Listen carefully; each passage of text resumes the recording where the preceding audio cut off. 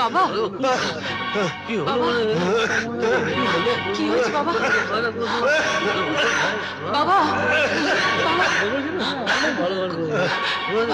আমি বলেছিলাম না এ আর গান টান গাইতে পারে না, এর গান গাইবার কেউ নেই, আজ কেউ নেই। গুরুর আশীর্বাদে পেয়েছি যে সুর, আজ তা ছড়িয়ে দেব দূর বহুদূর। ও সাধনা সফল হবে যদি গো আমায় স্নেহ দিয়ে গুরুদেব বুকে টেনে নেয়।